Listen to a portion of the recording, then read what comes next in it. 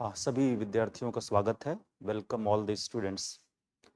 इस वीडियो का पर्पस बहुत क्लियर है कि अभी जो मॉक टेस्ट आपने दिया जीएस पेपर 2 का, इसके लगभग सारे क्वेश्चंस में हम लोग ये समझने की कोशिश करें कि क्या लिखना था हम लोगों को, what was the central demand of the question. ये क्लास नहीं है कि हर क्वेश्चन का हम कंटेंट और आपको क्लैरिफिकेशन देंगे, लेकिन मेंस लेवल पे जो सबसे बड़ी चीज़ होती है वो ये है कि बहुत कम समय मिलता है क्वेश्चन पढ़ के समझने के लिए। और समझने का अर्थ ये है कि सेंट्रल डिमांड क्या है और क्या best point as a student आप एग्जाम में सोच सकते थे, या अच्छे पढ़े लिखे स्टूडेंट को कम से कम कुछ बातें जो जाननी चाहिए थी। लेकिन सबसे टफ होता है हमेशा की तरह कि मेंस के क्वेश्चन के महत्व को समझना और जो उसमें अलग अलग इंटर रिलेशनशिप दिया गया है उनको फाइंड आउट करने की कोशिश करना। So let's start.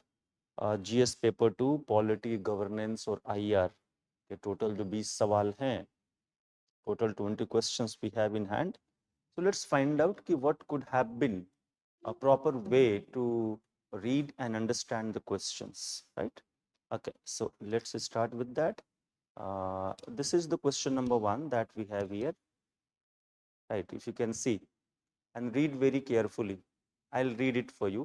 The right to privacy is intrinsic part of the fundamental rights under Article 21 of the Constitution, and it doesn't align with the right to information. Now, this is the statement. What is this portion? This is the statement in the question. It is not saying that you believe what is written. It is not saying do you disbelieve what is written. It is just one hypothesis that has been created. ये एक संकल्पना है जो statement के माध्यम से दिया गया। जरूरी नहीं है कि स्टेटमेंट से एग्री आप करेंगे, ठीक है, ध्यान रखना। दूसरा, analyse with special reference to recently enacted DPDP, ठीक है, डिजिटल पर्सनल डेटा। तो इस क्वेश्चन में हमारे पास लगभग 3 चीजें आती। एक तो है प्राइवेसी, ठीक है, दूसरा है हमारा राइट टू इंफॉर्मेशन, और राइट टू इंफॉर्मेशन लॉ भी है जिसको हम लोग कहेंगे RTI act. And then we also have the recently pass digital personal data protection act 2023. Now in 150 words roughly, you have to make an interrelationship between these three two. और बिल्कुल एक बात क्लियर कट समझिए कि जो overall approach है इस question का वो कंस्ट्रक्टिव इंटरप्रिटेशन रखना है। और यही सबसे बड़ा ट्रिक है। कंस्ट्रक्टिव इंटरप्रिटेशन का मतलब ये हुआ कि जब right to privacy Puttaswamy judgment के बाद फंडामेंटल राइट हो चुका है, तो ये कहना कि कोई भी लॉ या अदर फंडामेंटल राइट किसी एक फंडामेंटल राइट्स के अगेंस्ट हो गया है, ये अपने आप में अच्छी बात नहीं। देखिए, कॉन्ट्राडिक्शंस अपोजिट नहीं होता। कॉन्ट्राडिक्शंस जब लॉ के अंदर नजर आए तो we need to read them constructively so that both of the laws seemingly opposite or inconsistent with each other may be true at the same time. तो दोनों में से किसी को खारिज नहीं करना है, दोनों को एक साथ रखना है। यही इस क्वेश्चन की सबसे बड़ी डिमांड है, ठीक है। अब नेचुरली जब प्राइवेसी की बात आएगी तो शुरुआत ज्यादातर लोग Puttaswamy judgment right to privacy से करेंगे, बट उसमें भूलना इस चीज का नहीं है कि प्राइवेसी आपका फंडामेंटल राइट है, लेकिन कोई भी फंडामेंटल राइट एब्सोल्यूट या अनकंडीशनल नहीं होता। इवन पुट्टास्वामी जजमेंट में भी सुप्रीम कोर्ट ने साफ साफ बोला है कि अगर नेसेसिटी है, जरूरी है, तो आनुपातिक रूप से प्राइवेसी को भी सरकार उचित लीगल तरीके और लीगल गोल को अचीव करने के लिए कॉम्प्रोमाइज कर सकती है, कॉम्प्रोमाइज कर सकती है। तो absolute right to privacy in any condition ऐसा तो होता नहीं। अब इसी कंडीशन में हमारे पास आता है सबसे पहला राइट टू इंफॉर्मेशन। अब यहाँ पे आपको दो चीज बतानी है एग्जामिनर को कि राइट टू इंफॉर्मेशन एक अलग इश्यू है और राइट टू इंफॉर्मेशन एक्ट के अंदर जो लॉ बना है वो एक अलग इश्यू। तो राइट टू इंफॉर्मेशन तो डेफिनेटली आर्टिकल 19(1) से निकलता है। दिल्ली हाई कोर्ट का बहुत जजमेंट है, सुप्रीम कोर्ट का भी धीरे धीरे काफी जजमेंट आ गया है ना। बट स्टैट्यूटरी लॉ जो हमारा आरटीआई एक्ट है वो ये कहता है कि कोई भी भारतीय नागरिक जो डिस्क्लोजेबल इंफॉर्मेशन है सरकारी ऑफिसेज में उनको ले सकता है। अब प्रॉब्लम यहाँ पे ये है कि आरटीआई जब बना था तब उसने कुछ इंफॉर्मेशन को लिखा था कि ये डिस्क्लोज नहीं किए जा सकते। उसमें नेशनल सिक्योरिटी क्लॉज बहुत इंपॉर्टेंट। लेकिन क्या प्राइवेट इंफॉर्मेशंस को लिया जा सकता है? डेफिनेटली आंसर है नहीं लिया जा सकता। इसके लिए कुछ सोचने की जरूरत नहीं है, पूछना नहीं है। ये प्राइवेट आप क्या मेरा private information right to information में मांग सकते हैं? या अगर मैं आईएएस अफसर हूं तो क्या मेरा प्राइवेट इंफॉर्मेशन मांग सकते हैं राइट टू इंफॉर्मेशन में? नहीं। You can take only those informations about me which is necessary to be relevant for my public duties. तो प्राइवेसी तो अलग है। तो जिस प्राइवेसी को लेके digital personal data protection act बना है वो प्राइवेसी का डायमेंशन आरटीआई के डायमेंशन से बाहर है। इस बात को समझना है, क्योंकि यहाँ पे आपके पास डेटा है, पर्सनल डेटा। आप जब फ्लिपकार्ट, अमेजन या कुछ भी इंटरनेट पे इस्तेमाल करते हैं तो आपका एड्रेस, आपका लोकेशन, आपका क्रेडिट कार्ड डिटेल्स, आपका हेल्थ डिटेल्स, आपका लोकेशनल डिटेल्स, ये सारा इंटरनेट पे अवेलेबल रहता है। तो इंटरनेट पे जो डेटा अवेलेबल है उसके प्रोटेक्शन के लिए डिजिटल पर्सनल डेटा आया है। और ये जो एक्ट है वो प्राइमरीली प्रोटेक्ट करता है पर्सनल डेटा को, खास तौर से इंटरनेट कंपनीज के अगेंस्ट। अब उसमें भी फिर पुट्टास्वामी जजमेंट का एक क्लॉज लगेगा ही लगेगा कि कोई भी प्राइवेसी क्लॉज अनकंडीशनल नहीं होता। अगर सरकार को नेशनल सिक्योरिटी के लिए, लॉ एंड ऑर्डर के लिए, क्रिमिनल इन्वेस्टिगेशन के लिए या फाइनेंशियल ऑडिटिंग के लिए, इंटेग्रिटी के लिए, सर्विस डिलीवरी के लिए अगर लेना पड़ता है तो government can always take the data from the internet और the company service providers, those companies. तो अब इसमें क्या क्यों सवाल आया है तो आप लास्ट में लिखेंगे कि जब से डीपीडीपी एक्ट पास हुआ है। अच्छा देखिए, डीपीडीपी एक्ट अभी नोटिफाई नहीं हुआ, माने लागू नहीं हुआ है, इस बात को लिखना है। It has not been implemented because many people, including opposition parties, have raised the issue that digital personal data protection में प्रोटेक्शन इतना स्ट्रांग होता है कि राइट टू इंफॉर्मेशन के अंदर भी कुछ सूचनाएं जो मिलनी चाहिए वो प्रभावित हो सकती है, वो प्रभावित हो जाती है। तो इसीलिए कि क्या आरटीआई एक्ट 2005 और डीपीडीपी एक्ट 2023 इनके बीच में कोई इंटरनल अनसॉल्वेबल कॉन्ट्राडिक्शन है कि नहीं। और जब ये बात उठी है, पार्लियामेंट्री स्टैंडिंग कमेटी ने उठाया है, तो रिसेंटली गवर्नमेंट ऑफ इंडिया ने डीपीडीपी एक्ट को अटॉर्नी जनरल के पास रेफर कर दिया। Now AG is the legal view of the government. तो एजी अपनी टीम के साथ उसका स्टडी करेंगे और फिर रिपोर्ट देंगे कि how far it is against the spirit and clauses of RTI act 2005। Conclusion क्या है? आप डिसाइड नहीं करेंगे कि कौन सा सही है कौन सा गलत है। आप एक बात क्लियर करके रखेंगे कि privacy right is fundamental right, so it cannot be compromised. RTI act का जो स्पिरिट है पब्लिक इंफॉर्मेशन देना, उसको भी कॉम्प्रोमाइज नहीं कर सकते। But at the same time DPDP जो इंटरनेट सर्विस प्रोवाइडर्स के लिए बना है वो भी आज की डेट में जरूरी है। अगर कुछ कॉन्ट्राडिक्शन है तो उसको एक्सपर्ट कमेटी बना के सॉल्व करने की जरूरत है। एक बढ़िया स्टूडेंट इससे ज्यादा इंफॉर्मेशन दे नहीं सकता। अब यहाँ पे हम रिसर्च करें इंटरनेट पे और 10 चीजें और लिख दें वो एक अलग बात है, but more than this is practically not possible for any new student to write in the mains instantly. तो इस आधार पे ये सारी चीजें आप लिखने की कोशिश करेंगे। सेकंड क्वेश्चन देखिए, राज्यपाल के पद ने राज्य शासन प्रणाली का किस प्रकार राजनीतिकरण किया है? नाउ ये थोड़ा स्टेटमेंट कंट्रोवर्शियल है, हम लोग इस स्टेटमेंट से दूर रहेंगे। एक यूपीएससी स्टूडेंट नहीं बोलेगा कि ये कॉन्स्टिट्यूशनल पोस्ट ने स्टेट एडमिनिस्ट्रेशन को पॉलिटिसाइज कर दिया है। भले हो यही रहा, तो हम इसको कैसे लिखेंगे? हम लोग इसको लिखेंगे कि recently we have seen many supreme court cases against the governors of the different states, Tamil Nadu, right, then Punjab, Kerala, and the cases are very clear that state governments have filed the petitions in the Supreme Court to get a judgment of the Supreme Court on various decisions of their state governors unconstitutional. इसमें तमिलनाडु वाला case आप लिख दीजिए। ये discretionary power to keep the bill indefinitely at his desk was declared unconstitutional in the case Tamil Nadu versus governor case, right? तो इनको लिख देना है, लेकिन पॉलिटिसाइज्ड कर दिया है। इन सब शब्दों का इस्तेमाल आप नहीं करेंगे, ये हमारा काम नहीं है। इसी बात को आपको फील करना है कि स्टेटमेंट कुछ भी दिया हो, you have to make the statement like UPSC kind, you know. अब राज्यपाल और राज्य सरकार के बीच के तनाव को दूर करने के लिए नियुक्ति प्रक्रिया में क्या परिवर्तन किया जा सकता है? तो दो तीन चीजें आपको यहाँ ध्यान रखनी है। पहला यह है कि नियुक्ति प्रक्रिया क्या है।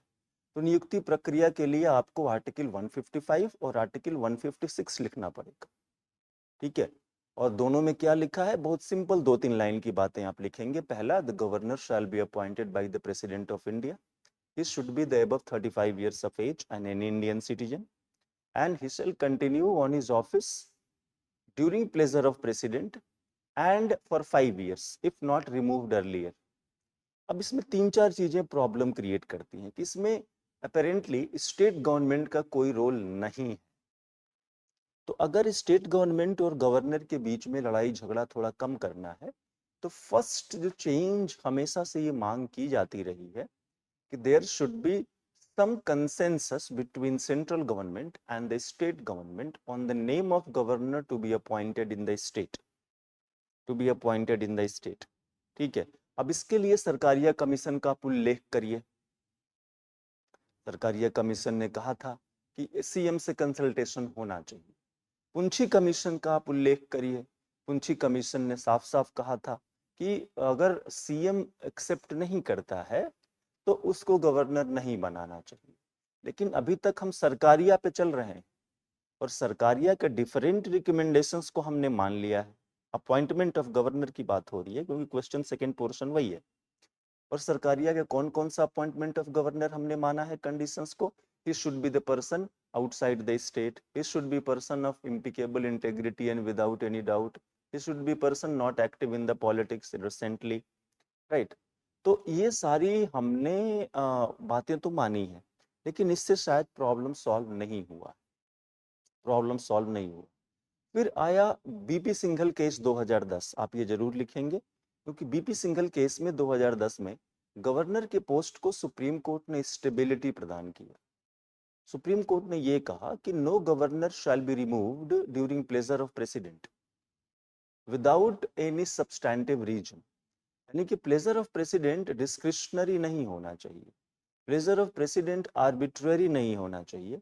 और बीपी सिंघल केस 2010 में सुप्रीम कोर्ट ने कहा कि if the governor is removed by the president for want of the pleasure of the president, then it will be subject matter of judicial review, इसका जेआर होगा।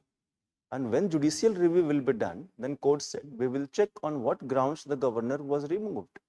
And political difference के लिए या governor की किसी political opinion के लिए केंद्र सरकार उसको हटा नहीं सकती। And to no surprise, after 2010 किसी भी गवर्नर को 5 साल का कार्यकाल पूरा होने के पहले हटाया नहीं गया है, ठीक है। तो निश्चित रूप से बीपी सिंघल ने कुछ स्टेबिलिटी तो लाई है। और लास्ट में आप लिखेंगे, you see, the more important is that governor and chief minister both should realize the constitutional morality rather than changing the laws and the constitution. What is the need of the time to understand the gravity of their post, significance of their post, and follow the constitutional limitations and morality as far as possible. तो इस condition में इस तरीके से आपको इसका उत्तर देना था। Now, access the implications of census and caste census in Indian polity. Caste census, अब देखिए दो चीजें हैं, इंप्लीकेशन बताना है, सेंसस और कास्ट सेंसस। कास्ट सेंसस दोनों दो बातें हैं, सेंसस और कास्ट सेंसस दोनों दो बातें हैं, दोनों का इंप्लीकेशन आप अलग अलग लिखेंगे, ठीक है। अब देखिए सेंसस क्या है, सेंसस इज नेसेसरी फॉर, लिखना है, census is necessary for national security, necessary for internal security, necessary for good governance and development and necessary for democracy। चार पॉइंट मैंने बताया, ठीक है। डेमोक्रेसी क्यों, क्योंकि कहां कितने करोड़ भारतीय नागरिक हैं उनसे वोटर लिस्ट बनेगा। तो अगर सेंसस नहीं हो रहा है, अवैध भारतीय नागरिक, इलीगल है, फ्रॉड वोटर्स हैं, तो फिर डेमोक्रेसी इंपैक्ट होगी। तो we need to know exactly how many people are Indian citizens staying in India. दूसरी चीज नेशनल सिक्योरिटी, इलीगल माइग्रेंट्स, बहुत सारे इश्यू है, बंगाल, आसाम और बंगाल बर्निंग एग्जांपल है, पूरे देश में ये समस्या है। इंटरनल सिक्योरिटी, इलीगल माइग्रेंट्स बहुत तरीके के इंटरनल चैलेंजेस, सिक्योरिटी चैलेंजेस में शामिल हो सकते हैं। और गवर्नेंस सबसे इंपॉर्टेंट है कि जब सेंसस होगा तो पता चलेगा कितने बच्चे हैं, कितने महिला हैं, कितने पुरुष हैं, तो आपको डेवलपमेंटल स्कीम्स डिजाइन करने में मदद मिलेगी, डेटा आएगा, और विदाउट डेटा गुड गवर्नेंस तो पॉसिबल है नहीं।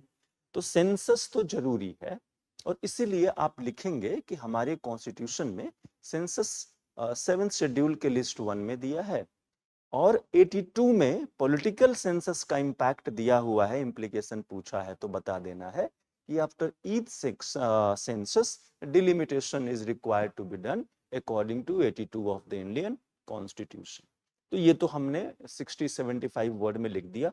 अगला 75 वर्ड में है इंप्लीकेशन ऑफ कास्ट सेंसस। देखिए बहुत ज्यादा फैक्चुअल इंफॉर्मेशन देने की जरूरत नहीं है, आप लिख सकते हैं कास्ट सेंसस लास्ट बहुत पहले हुआ था 1931 में, उसके बाद से कास्ट सेंसस नहीं हुआ। तो इस बार सरकार ने डिक्लेयर किया है कि कास्ट सेंसस होगा। अब इसका इम्प्लीकेशन क्या है, सबसे बड़ा इम्प्लीकेशन होगा इसका डेवलपमेंट और गवर्नेंस पे।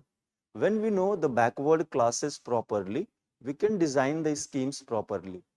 automatic inclusion and automatic exclusion and conditional inclusion and conditional exclusion, जो बेनिफिट देना है इन जातियों को डिफरेंट गवर्नमेंट स्कीम्स के अंदर, वो हमारा प्रिसाइज होगा, पैसे बचेंगे, टारगेट इफेक्टिवनेस बढ़ेगी, designing of policy and scheme में फायदा होगा, आईएएस, ब्यूरोक्रेसी, नीति आयोग, पीएमसीएमडीएम, इन सब लोगों के पास हाथ में डेटा होगा तो काम करना आसान होगा। तो in this way it will help tremendously. But the political implication of caste census is also there, and political implication is that the political parties always want to be based on a different caste for their political mobilization। Political mobilise, देखो हम किसी party वार्टी का नाम नहीं लेंगे, UPSC में नाम हुआ में से नहीं लिया जाता। So if the caste census data is published, then there will be various demands in India for different rules for reservation, different categories for reservation. You can write Justice Rohini Commission, who has been constituted for the sub-classification of OBCs, which may be done after the census report is published. Reservation politics may further be inflamed and create certain controversies in India। और सबसे बड़ी बात है कि ये political मुद्दा बन जाता है पार्टीज के बीच में, तो इससे कास्ट खत्म होने की बजाय वो जिंदा रहता है, कास्ट कभी खत्म नहीं होता है। So all these implications are there, and at the end of the day we will write that both census and caste census are need of the time. It should be used, data should be used in impassionate manner for a very logical and data driven governance, है ना। तो इन सारी बातों को देखते हुए आपके पास तो कंटेंट गया ही है, आप कंटेंट में बहुत ज्यादा फैक्ट है, उतना फैक्ट आप जान नहीं सकते तो आप उसकी चिंता नहीं करेंगे। फिर भी as much as logical you can be, you should be there in the UPSC and to be pinpointed about the answer. That's how what we need to write. ठीक है?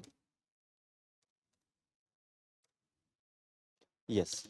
Now भारतीय राजनीतिक दल प्रणाली के विभिन्न कालखंडों पर प्रकाश डालिए. Highlight the different ages eras of Indian party system that gave birth, revived and reinserted the influence of regional parties.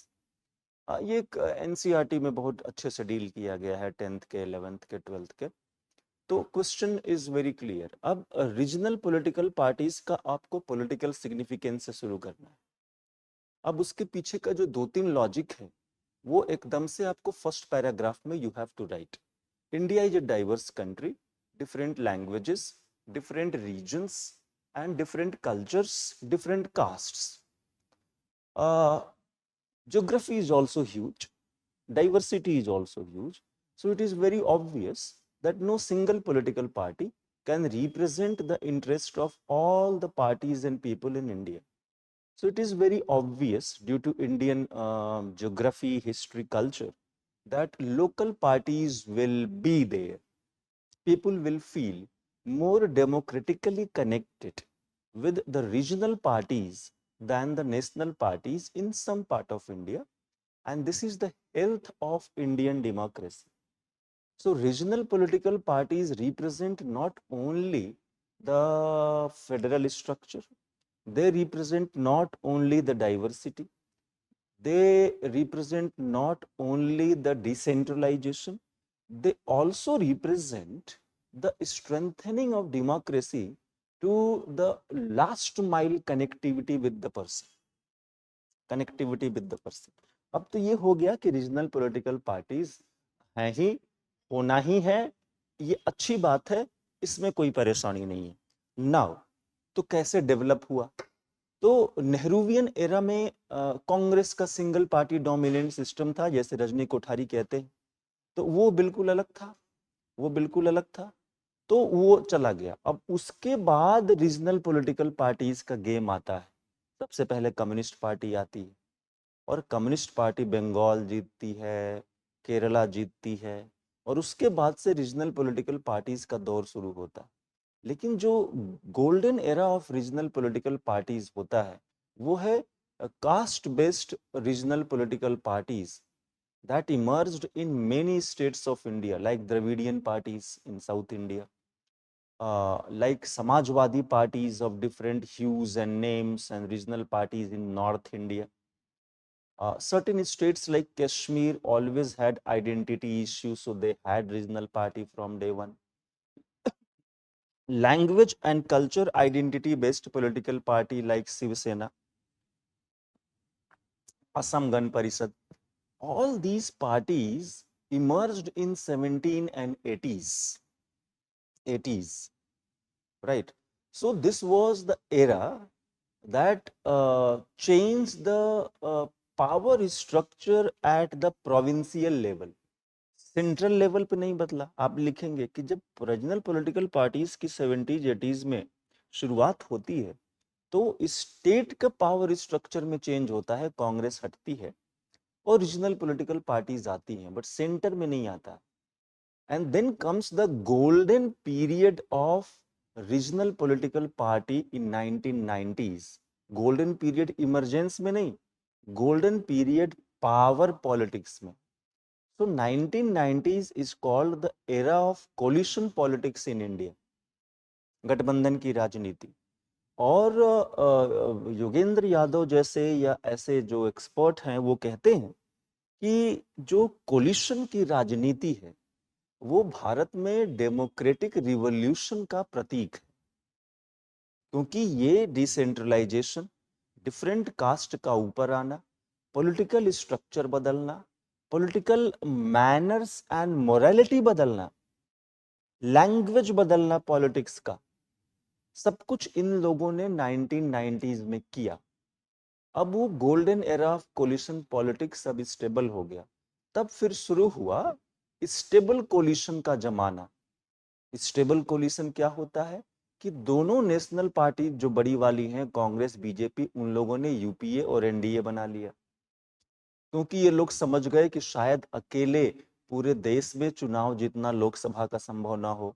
So they have now crystallized the coalition into a permanent structure of UPA and NDA. तो वो चीजें fix हो गई हैं.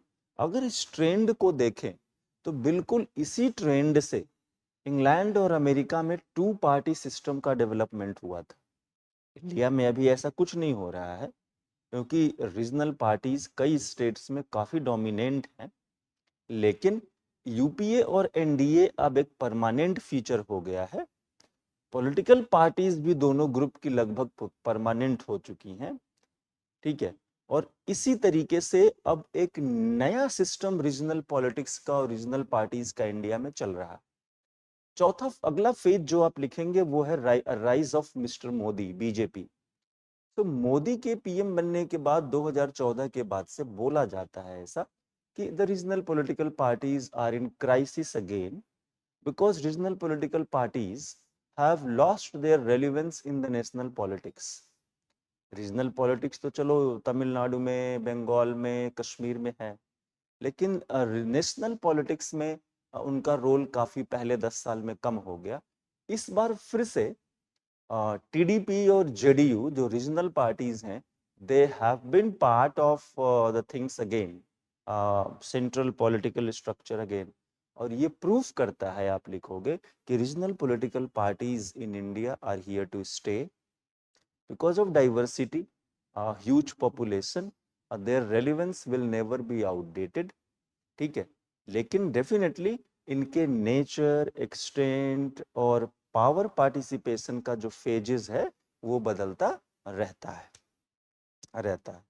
Caste based political parties का भी relevance थोड़ा decline हुआ है, because caste alone is no more alone. Caste is dominant factor, but caste alone is not the factor for any regional political party to defeat the ruling party actually. So they have to make a broader coalition.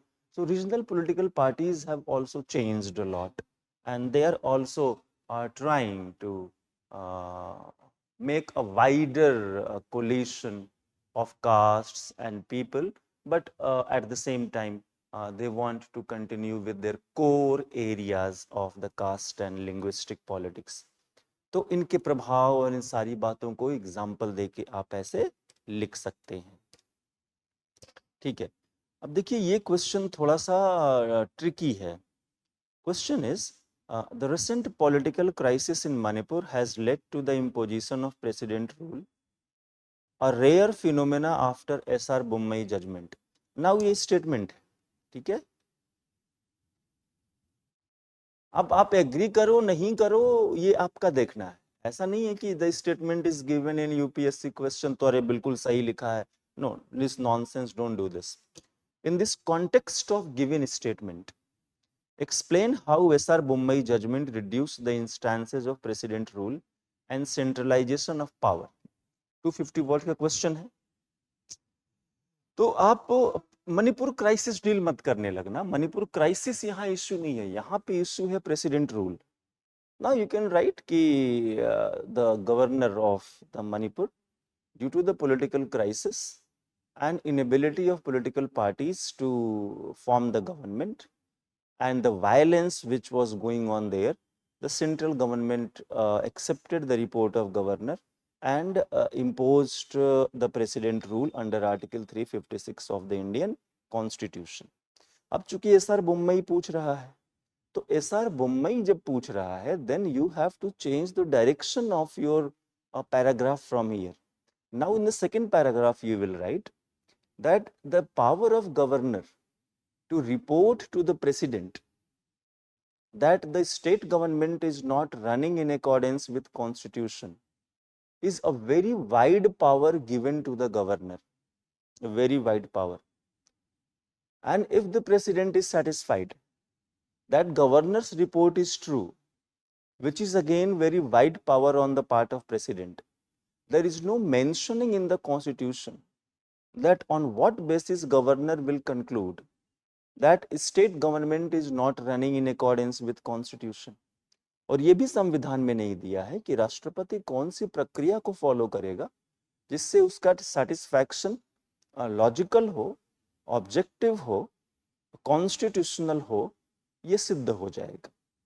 So the fact of the matter is both the discretionary power of Mr. Governor and satisfaction of Mr. President before imposition of Article 356 can be totally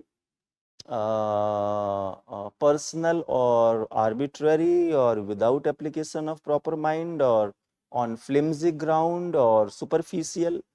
So many words Supreme Court has used in declaring them. Sir Mumbai में supreme court ने क्या बोला? Sir Mumbai में supreme court ने 2-3 बातें बोली. They said that if the governor thinks that the CM has lost majority, then the proper place to prove this point is the floor of the house. For no other way, in no other way, the governor can conclude that the governor has lost its majority. CM has lost its majority.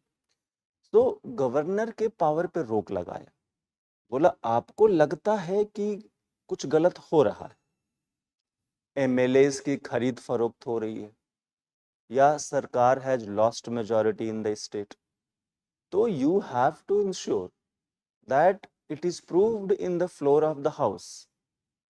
वो house के बाहर राज्यपाल किसी भी तरीके से इन चीजों को नहीं देख सकता. लेकिन इससे काफी कुछ सॉल्व नहीं हुआ. ये बिल्कुल ठीक स्टेटमेंट नहीं है कि सर मुंबई से प्रेसिडेंट रूल कम हो गया. नहीं, बिल्कुल ऐसा नहीं. बहुत ज्यादा अंतर इस पे नहीं आया. ठीक है. देन रामेश्वर प्रसाद केस 2006 का है बिहार में, और रेबिया नबाम केस 2016 का है. शिवसेना केस, सुभाष देसाई केस 2022 का है.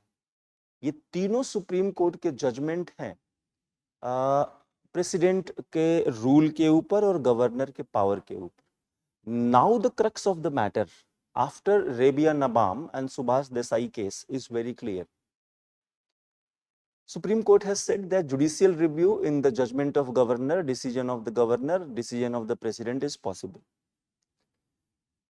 If the report of the governor, Supreme Court said, is not objective and not based on the real facts and figures, then Supreme Court may overrule or declare unconstitutional the precedent rule. And for the first time in Arunachal Pradesh in 2016, the precedent rule was declared unconstitutional.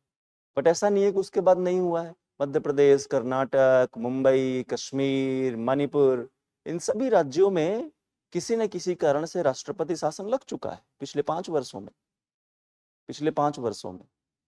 तो लेकिन definitely supreme court की activism बढ़ी है और रेबिया नबाम के बाद से governor के रोल को और ऑब्जेक्टिफाई करने की कोशिश की गई है. सुभाष देसाई शिवसेना केस से और ऑब्जेक्टिव करने की कोशिश की गई है. And but totally problem solve हो गया हो ऐसा नहीं है. There are still various loopholes and this has been therefore Article 356 the most controversial part of the Indian Constitution. तो ये सारी बातें आपको इसमें लिख देना है. डिस्क्रिप्टिव क्वेश्चन है ये वाला, है ना. इसमें बहुत दिमाग नहीं लगाना है. 2015 से 25 के अमेंडमेंट हो रहा है, ये बता देना है. और लाइव कॉन्स्टिट्यूशन है, अलाइव है, लिविंग है, जी रहा है, मरा नहीं है. And you know this is a very traditional question. A living document of the constitution means that constitution has to change itself according to the changing times. With change of time and morality and technology and new generations, the new constitution or at least its new interpretation is required. Constitution which is totally static and unable to change itself according to change of the time will die very soon. And therefore, our constitution has proved itself to be a highly living and organic document. तो अब इस बात को लिख दिया. अब कैसे होता है उसमें लिख दो कि देखो पार्लियामेंट कैन डू संशोधन, amendments, and this makes constitution a living document along with the supreme court judgments. और 10 वर्षों में 2015 से 2025 तक तो आर्टिकल अमेंडमेंट नंबर 100 से लेके 106 तक हुआ है. सारे नहीं याद हैं, 1-2 तो याद ही होगा. कम से कम उसको 2-3 को लिख दो। 106 106 इज EWS, ठीक है। 103rd अमेंडमेंट आप लिख दो, क्या था? 101 अमेंडमेंट GST लिख दो।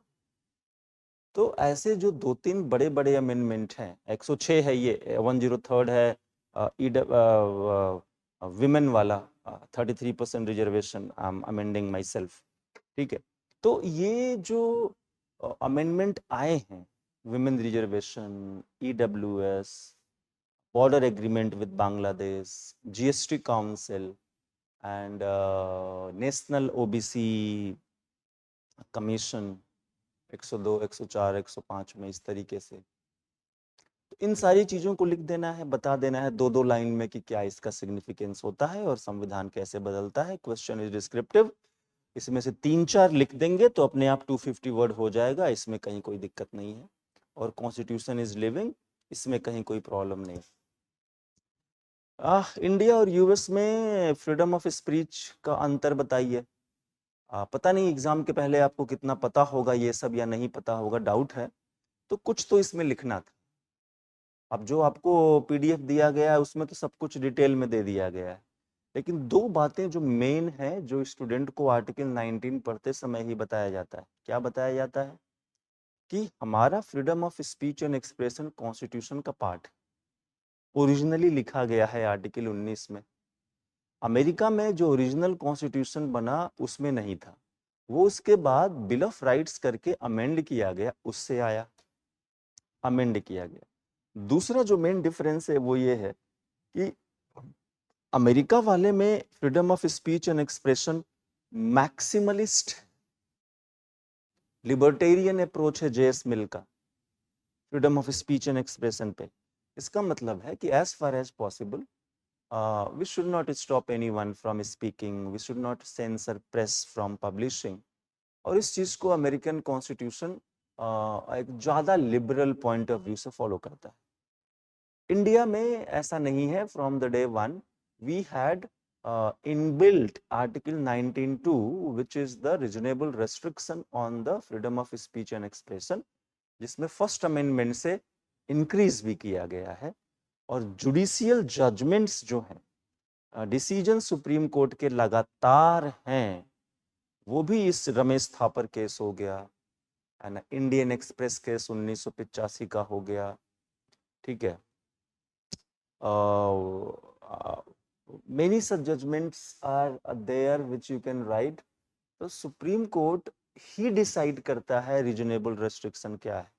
तो हमारे कोर्ट के पास 8 ग्राउंड्स हैं on the basis of which speech and expression can be suppressed of the people। तो ये 3-4 बातें तो जरूर पता होंगी, इनको लिख देना था, इससे ज्यादा कुछ है भी नहीं। और इसी को प्रॉपर वर्ड्स में लिखेंगे तो आपका काम चल जाएगा, जॉब इज डन, ठीक है। नाउ द क्वेश्चन इज, आपके अनुसार देश में स्वतंत्र और निष्पक्ष चुनाव सुनिश्चित करने के लिए भारतीय चुनाव आयोग की विश्वसनीयता बढ़ाने के लिए समग्र रूप से क्या उपाय किए जाने की आवश्यकता है? Now the question is about you give the reform measures to enhance the credibility of the election commission of India. तो फिर से ये कहीं मत लिख देना कि इलेक्शन कमीशन की क्रेडिबिलिटी खत्म हो गई है, कम हो गया है, ये हम नहीं पूछ रहे हैं। ये कहीं भी लिखा है क्या? हम बोल रहे हैं कि क्रेडिबिलिटी बहुत अच्छी है, पूरी दुनिया में जाना माना चुनाव आयोग है, इतना बड़ा चुनाव फ्री एंड फेयर करा लेता है, कोई बड़ी कंट्रोवर्सी और डिस्प्यूट जनता की तरफ से नहीं आती है, पॉलिटिकल पार्टीज इधर उधर कुछ करती हैं, but overall it is highly reliable. But फिर भी there are various reforms that can be initiated to enhance the free and fair electoral powers of the Election Commission of India। और उसमें सबसे बड़ी कुछ चीजें क्या होंगी, देखो इसमें सुप्रीम कोर्ट के 1-2 जजमेंट भी लिख दो, है ना, 2002 लिख दो, लिली थॉमस लिख दो, पार्लियामेंट के 1-2 लॉ भी लिख दो जो पार्लियामेंट ने बनाए होंगे, 1-2 नई डिमांड भी लिख दो जो कि और होनी चाहिए, इन सारी बातों के एक दो जुडिशियरी ने एक दो चीज किया, और जिससे क्या हो गया, क्या आवश्यकता थी, वो कैसे पूरी हुई।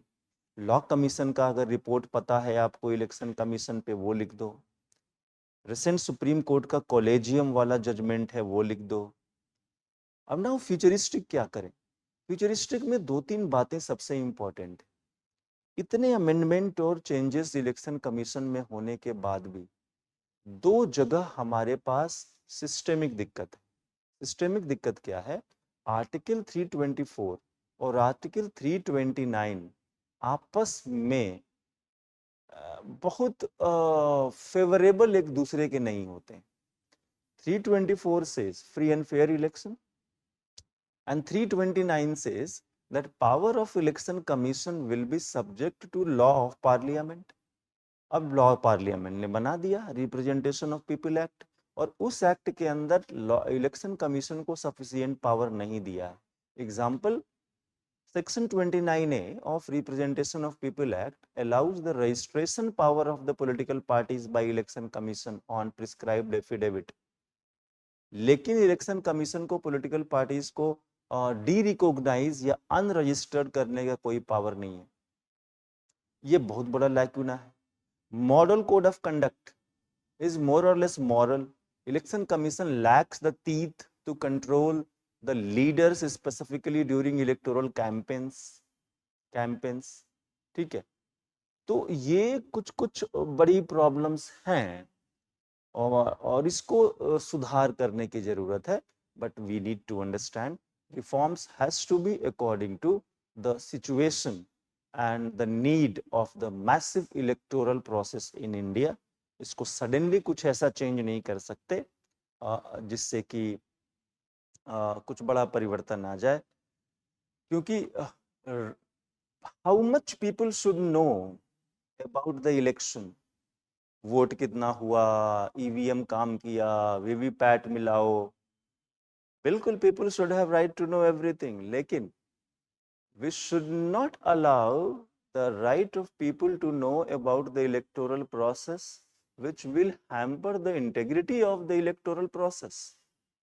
ये नहीं हो सकता ना, ये नहीं हो सकता कि मुझे वीडियो दिखाओ कैसे कैसे कौन कौन वोट कर रहा था। हम नहीं दिखा सकते वीडियो भाई, वीडियो हमारे पास है, हम हाई कोर्ट सुप्रीम कोर्ट को दिखाएंगे या पॉलिटिकल पार्टीज के रिप्रेजेंटेटिव्स को दिखाएंगे। हम जनता में यूट्यूब पे लॉन्च थोड़ी कर देंगे या लाइव टेलीकास्ट थोड़ी कर देंगे वीडियोस का। So we have to understand it.